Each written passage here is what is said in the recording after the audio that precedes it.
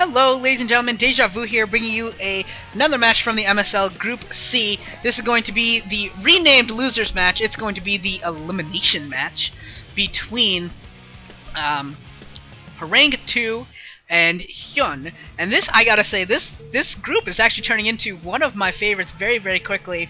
Not only because Zero is in it and has advanced out, which is obviously a quadruple plus in the matches in the group's favor, but also because we get to see all three matchups. We have all three races represented in this group, one of the few groups that has that, and all three matches, or every combination. We've had a TVZ, we've had a TVP, and no, we haven't had a TVZ. Yeah, we had a TVZ, we've had a TVP, and now we're having a ZVP, and we already had a ZVZ.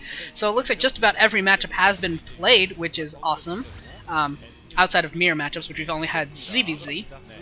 And with what's-his-face, Ruby, going to the final match, we will not have any more mirror matchups. Only one ZVZ, so that's really cool. I like that. And we have a very, very early probe going out for Horang2, so we're going to have some cheesiness. Here comes the cheese from Horang2. Here he's going to go. This is actually what I was talking about in the first game. He was called the Neo Nara because of his creative play, and this could be a resurgence of that on a new map with those temples, with kind of a weird map. Very not many games played on it, so it's very, very different, and we could actually see something very, very cool. But it looks like he's already placed a pylon at his natural expansion, so it looks like maybe all it will be is a scout. That's all. I was hoping. I was a little hoping that there would be something cool, but no, doesn't look like it. Looks like it's all going to be very, very normal. I got excited for nothing. Sorry, folks. Sorry to get your hopes up, but there's nothing exciting. There's nothing particularly exciting about that, unless he throws down a gateway before Forge and he's actually going to go like Zaltaras, but the rush distance on this map is just so long. For whatever reason, on two-player maps, the trend is to make it so that way rush distances are really, really long, make them circuitous, make them go up and down ramps and weird routes and things, so never mind. We're not getting Neo Nara this game. We're just getting regular Horang this time. And yep, there's the Forge. So yep, nothing special going on here. Disappointed Deja is disappointed. That's the truth. Oh well, we should be in for a good ZVP. Hyun is pretty solid in most of his matches, but he doesn't have any like distinct weaknesses. Which is what I mean when I say he's a lot like Roro in that case. He's not. He doesn't have a build that he goes for, you know, a lot of times like Ruby usually goes mech, although that last game he went heavy SK Terran with, well, he didn't go quite SK Terran, he did have a bunch of tanks in there too, but different players have different tendencies, and Hyun and Roro, they don't really have a calling card to say in a matchup, so that's how I kind of look at them. They haven't really made a story for themselves, but they are solid players nonetheless. We do have a Forge Gateway block coming up at the natural expansion for Horang, and that means that Dragoons won't be able to pass through there until he blows up those eggs on either side. Those eggs are there to make walling off very, very easy. And when there are eggs, they do add a little bit of a wrinkle into the game, just because you do have that option of very easily making a complete wall off for large units. It's easy to do. I mean, you can do it anyways, but it's easy to do when those eggs are there. And they help Terrans out too when they're walling in too. You'll see Terrans a lot of times use it as a wall. Use them in their wall-ins. Hyun, by the way, did take the bottom left as his first expansion to go up instead of his normal natural expansion. I don't think that there's a particular reason for it other than that it's easy. He had a drone out there and he could go, and he was maybe worried a little bit that a probe would go harass him at his natural, so he just went to the bottom left and got that base. The only problem with that I see, as opposed to going for your normal natural, is that you can't do a little mini Maynard. Usually Zerg players will go for 3 or 4 drones Maynarded to the natural expansion to help accelerate their mineral gathering, but because of the distance it's just not worthwhile in this case, so we'll have to drone up on its own, that hatchery a little bit slower. Cybernetics core has completed, and we do have a Stargate on the way, because there's an Overlord watching. Doesn't really have a choice. He has to go for the Stargate. Recently, in Pro League, Jangby got a win in Pro League recently, guys. So if you guys are Jangby lovers, as I am, which you really should be, he did get a win recently against Killer, and he actually went for a no Stargate speedlot build. And I didn't actually get to see the game, so I don't know, but I would assume rather confidently that there was no Overlord in his base, because if there was no Overlord in his base, seeing that there was no Stargate, you know, Killer could have just gone Spire, Mutalisk, and killed him, which is definitely the problem with that build. And when there is a Overlord in your base, remember this, guys, if you do still play Brood War and you do play PvZ and there's an Overlord in your base, don't try the no Stargate speedlot build if there's an Overlord sitting there. Don't even bother. If the other guy has any idea what he's doing, he's just gonna go Mutalisk and you will die. You will basically die unless he's real bad. So don't try it. Don't try it. Trust me, don't. It's a bad idea. We do have a Templar Archives copy up as well for Horang2, so this is a very normal opening outside of my excitement, because I was hoping for something. I think I was still on like kind of like an adrenaline high from the last game. Like the end of it was just so exciting that I was like, this game has to be exciting from the beginning too. There will be no downtime for the rest of my casting today. None. But, you know, there has to be. It's kind of hard to watch several games of StarCraft without having some period where there's not a whole lot going on. We do have the Cybernetics core spinning, and we will see whether that's +1 weapons or for Dragoon range. I think that that'll be for Dragoon range. Doesn't look like he's really committing too heavily to these Corsairs. He's got 2, and I don't think I saw the next one building. I didn't see that Stargate blinking for the second one. Looks like he just went for 2, which is pretty normal. We do have the Spire. Where's the Hydra Den? I kind of think that there's a Hydra Den. Maybe not. Maybe he is actually going with the Muta opening. And these Corsairs, they already do have a kill, and maybe looking for a second one here. Could get a second one unless unless a couple Scourge pop out pretty soon. And there are Scourge, and the Overlord is going to go down before the Scourge can come into play. So 2 Overlords go down, but there are actually a couple Scourge, a bunch of Scourge, looking to try and cut these Corsairs off. We'll see how successful they are. DT wandering around the map, and I don't know if he saw that with the Scourge. They were in range of the Scourge, but it's hard to imagine that it would have to be perfect that Hyun just happened to be watching those Scourge while the DT was passing it. And that DT is going to go down to a Sunken Colony, and does manage to get 3 kills, though, before it dies. Ooh, almost actually got out of the way, in which case it could have actually delayed that Extractor, which would have just been annoying for to deal with for Hyun until that Overlord was able to move in position, but probably not. Probably still would have been able to save it. And yeah, still don't know for sure what that upgrade is on the Cybernetics core. We do actually have a build-up of Corsairs here. We do have 3 or 4, and some more coming up. We have Storm ready as well, which means I would think that the second assimilator has been taken. Haven't been watching that for that too carefully, but I would think that the second assimilator, yeah, it is taken. +1 weapons should be pretty close to finishing at this point as well. Zero continuing to max off his 3 bases. There's the first evolution chamber, so he's going to start getting his Carapace armor. Should be 5 Corsairs are out, and this is kind of the minimum amount. Burrow has actually also been researched, by the way. 5 Corsairs. This is the minimum amount of Corsairs you really need in order to deal with Scourge effectively. If you do get the +1, perhaps he is getting the +1, and that's why. But 5 is kind of the minimum that you need to deal with Scourge. I shouldn't say generally, but a lot of times players will actually wait till 6 Corsairs, because it's not at all unusual for one of your Corsairs to just be slightly separated and not be quite in range in order to deal with the Corsairs efficiently. So sometimes you'll see them do that.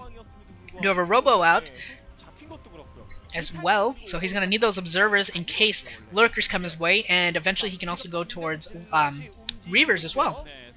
Unless, of course, he's transitioning into a late Corsair Reaver. He is building up Corsair numbers pretty solidly. And those are Zealots that they still don't have the +1 weapon upgrade, don't have speed either, hasn't researched either of those. And Scourge, I don't know if they saw that High Templar. I don't think they saw it, so I don't think he knows that this is... I mean, he had those burrowed Zerglings, so he knows that something's coming, but I don't think he knew just how separated that High Templar was. If he was, he maybe would have tried to dart in there with some Zerglings and pick it off. And he still could. He actually still could. There are Zerglings coming from the back, and they are going to pick off that High Templar. He's going to have to use that Storm as not quite the way he wanted to. And the Zealots just initiate +1, and they have speed just finishing, and they are going to go for drones here because they can't get to that Sunken Colony effectively. And Mutals are out as well. And there's also going to force retreat as the Mutal and a couple of Sunkens there in a well-built wall. And so those Zealots are going to force to retreat. 6 gateways now operating for Horang2, and he does have a solid Corsair count, just hasn't quite used them yet. And that was for +1 weapons, not for Dragoon range for those Corsairs. So those are going to be some powerful Corsairs. They are going to absolutely melt Overlords. They are going to be able to chew through Scourge.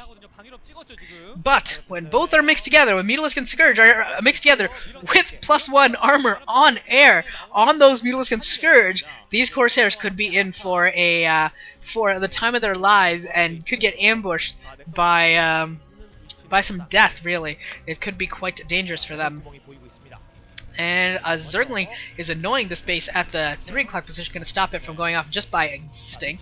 And Mutalisk are going to come into position. They're just going to streak in there, pick off the probe, and then start picking out these zealots. I think they're going to go for the cannon first, and then going to go for the probe. But either way, same difference. They had a purpose, and here come the Corsairs to try and come and support, and I hope he's clicked on a Mutalisk and seen that the +1 armor is there, so he's calculated out what he needs in order to use these Corsairs effectively. But his third base is going to be delayed here quite significantly, and that is a lot of Scourge. That is a ton of Scourge.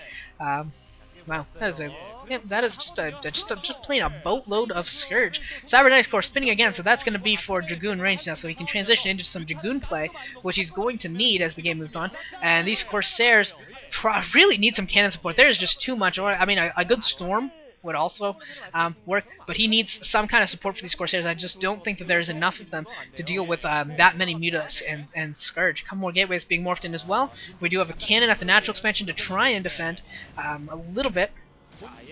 But these Mutalisk and Scourge are coming into the main, and they are going to be able to pick off that Corsair with ease. Though they choose not to. Interesting that he doesn't want to engage yet. I really thought that he could have picked off that Corsair, maybe forced engagement, but not looking to yet. Hyun still holding out, still waiting for something else before he's ready to engage, and he's going to have to blow up that Lurker egg so his Hydras can get out, so didn't quite make that wall proper to get his Hydras out without blowing up that egg, or maybe that was by design, who knows. Could actually be by design. And finally that third Nexus is about to come up, and Hyun actually still sitting here on 3 bases, so has not taken a huge economic lead, but does have this huge Muta Scourge force and has macroed up as well a Hydros force to balance it. On opposing it, there is a pretty solid Corsair force, as well as a smaller Zealot Dragoon and token High Templar group that may have actually been picked off by the Mutalisk. I think that Templar may have gotten picked off by the Mutalisk, because I don't see it anywhere. But he is trying to mix in as many High Templars as he can into this group to give it some more support versus the Hydralisks. And yeah, he's got to watch out because those Mutalisks, and this was the old style where Mutalisks would just swoop in there, pick off all the High Templars, and then Hydras would come in and finish off what was left of the Protoss force. And for whatever reason, that sort of play has died down. Well, actually, we know the reason, and that's that the Turtle Zerg has become so popular on maps, on 4-player maps, where you can take a natural and then go take the 4th base, the main behind it. It's become so popular to go for that Turtle Zerg that we don't see as much of this 3-base play. But Hyun is going for the 3-base play. He is working on getting that 9 o'clock base, so that would be his 4th. But this is, for the most part, in the mid game, this is 3-base play. He's not really turtling, and he's not really taking a protected fort, that's for sure, at all.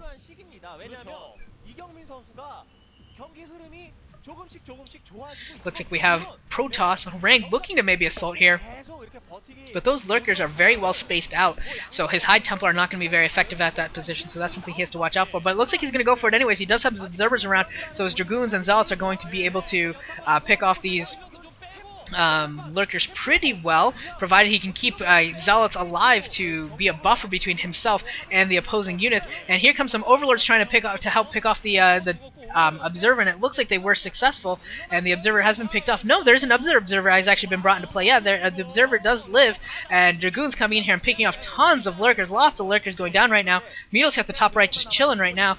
Nice Storm going off, picking off some units, and another good Storm, another Storm, 3 Storm, 4 Storm, Jesus! How many Storms does he have? Those are some very nice Storms there by Horang2. Now, does he have enough reinforcements coming into play in order to keep this push going? That is the question right now. Does he have enough? And so far, it looks like he can, but that force is kind of dwindling, and once Hive completes, we will have Crackling pretty shortly. It looks like the Mutalisks have been brought back, so they will be brought back into play. And once those Mutalisks get involved, I don't think that this force is going to be able to continue the attack with the Scourge in support. And here we go. Here come the Mutalisks going in there, picking off the High Templar. Scourge trying to get in here, pick off the Corsair. He's not able to do so. And Archon picking off 15 kill Archon. That includes the Storm kills, by the way, from those from the High Templar. Templar, but huge push coming here now. That was poorly executed by Hyun. Those Archon, that Archon and Corsair able to pick off the Mutos with ease. They were not able to tank the Dragoons very well at all. So now Hyun is in huge, major trouble right now. And he may be falling right here. This 4th base is definitely going to fall. And Corsairs just doing a fantastic job of picking off Overlords left and right, playing very, very well right now. Horang2, and another swarm going off on a bunch of units that were waiting on that ramp. This 4th base has just about fallen. The final reinforcements are going down, and GG from Hyun. So Horang2 wins that game. Very normal look in PvZ for the most part. Hyun did have that moment with the Mutalisk and Scourge where he did not go in and try and force an engagement with the Corsairs with his +1 armor, and those Corsairs ended up hurting him very, very badly. When his Mutalisk and Scourge did end up at an engagement, his Muta Scourge were not as nearly as effective throughout that game as the Corsairs were, and that, I think, is the telltale difference in this game, is that the Corsairs became more effective, more efficient over the course of the game than Hyun's Muta Scourge. And that was, I would have to say that that's the deciding factor in that game. So Horang2 wins. Horang2 is going to go on to the final match after winning this elimination match. He will play Ruby for the right to advance into the MSL round of 16. So I will see you guys all there. It is the final match coming up next.